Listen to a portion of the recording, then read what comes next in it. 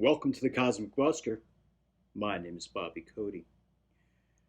Star Wars has changed. This video is actually named after a video done by a YouTube channel called Like Stories of Old. They did a video about Star Wars called Star Wars Has Changed. And it was basically about how Star Wars, the initial movies done by George Lucas, gentleman who wrote and produced and directed all of the original Star Wars movies, versus now that he sold them to Disney. And Disney has done their own thing. And as I remembered, I didn't even rewatch the movie before doing this video. I watched his video on this months ago,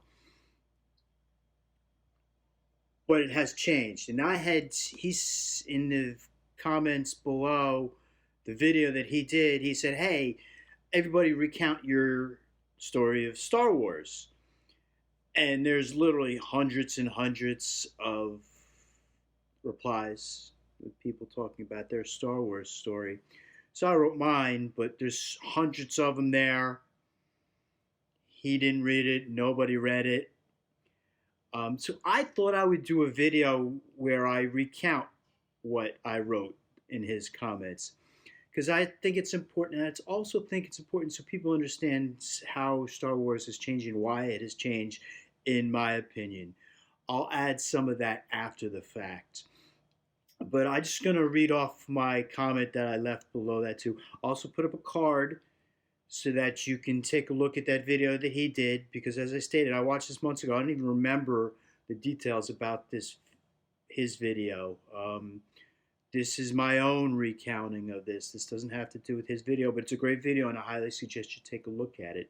So here's the comment that I wrote underneath. It's essentially recounting my experience with Star Wars when I first came across Star Wars, and it's because I was a young child.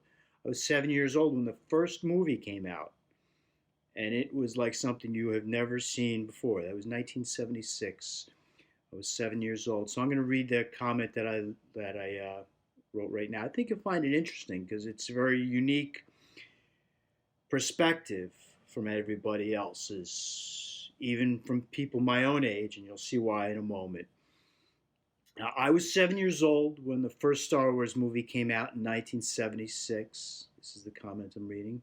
As always, my father hated long lines and crowds, so I wasn't able to see the movie until it had been out for more than a year in the movie theaters.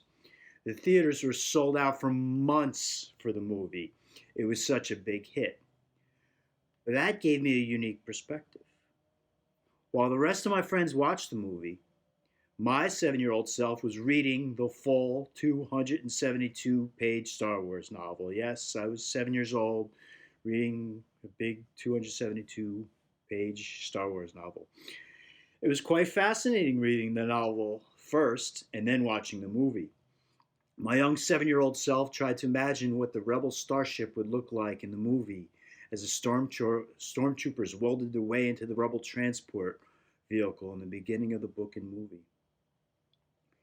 Needless to say, Star Wars is one of the few movies that was better than the book. And I consistently ended up reading books before seeing the movies throughout my lifetime. I had read The Hobbit and Lord of the Rings trilogy by the time I was 10 years old. There was no movie of those books for a few decades, although an animation film did come out when I was a teenager. It's been interesting seeing how time has changed the perception of the movie Star Wars and the characters. As a 7-year-old with nothing but the Star Wars book and later the movie to go on, me and my friends would argue who would be the hero of the movie, Luke Skywalker. Han Solo was just an annoying prick in the first movie from our perspective. A young man 20 years my junior said to me back in 2005, everyone wanted to be Han Solo. I laughed. Nobody in my age group wanted to be Han Solo. Only later generations who grew up with the entire trilogy and saw Han Solo's character romanticized in the second and third movies wanted to emulate Han Solo. For those of us who grew up with the first movie, Luke was the character to be. As soon as Disney purchased the movies from George Lucas, I knew they would destroy the storyline, and that they did. I've watched them all and found them horrible, although interesting. But nothing could capture the magic of that first movie and the world shaking reaction to them. Never before, to my knowledge, had there been lines around the block to see a movie for a full year after its release, especially a science fiction movie. It's quite incredible. But I think you're familiar with Joseph Campbell's work, so you should know why that movie had such a strong effect on the world. Just to let you know, that's my reference. I'm talking to the author of that video, and he's familiar with Joseph Campbell's work. I'll talk to you about Joseph Campbell's work first. Joseph Campbell is a mythologist, and George Lucas based major parts of Star Wars on Joseph Campbell's work. Joseph Campbell is one of the less than a handful of individuals who really changed my life. I came across his work when I was writing my first book, The New Lane. I'd written the first draft of my New Lane book, and then I came across Joseph Campbell's PBS interview with Bill Moyers. It's like a 6-hour long interview series that's just life changing. I highly suggest you watch it. I'll give a link down below, and I'll also throw up a YouTube a card to Joseph Campbell's YouTube channel. He has a YouTube channel. He's since passed away. But Joseph Campbell talked about stories and myth and how they are life changing and how they can change the world and change life. And it's quite an incredible interview.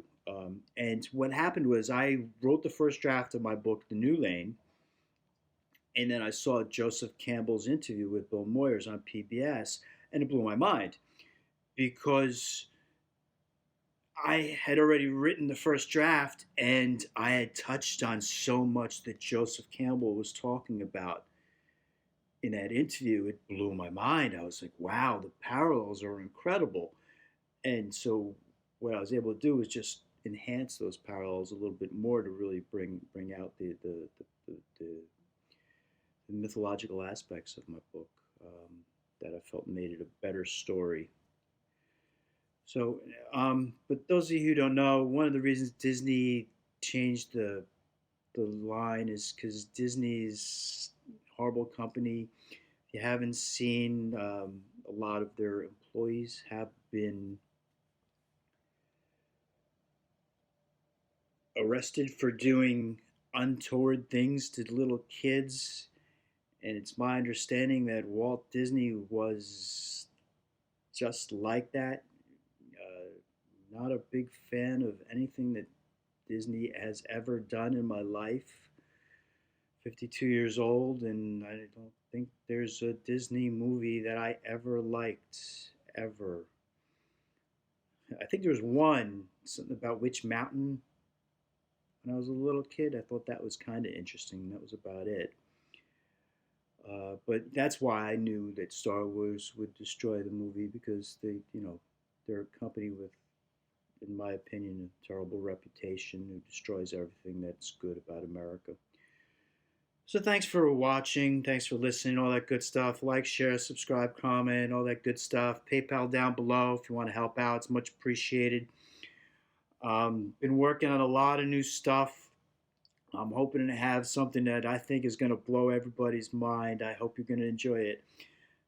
I've been working on it for the past few days, and I'm hoping to have it up tomorrow or the day after. I've got a lot of different things. I'm not going to tell what this one is, though. I don't want to spoil the fun, but it should be a lot of fun and funny. So thanks for watching, everybody.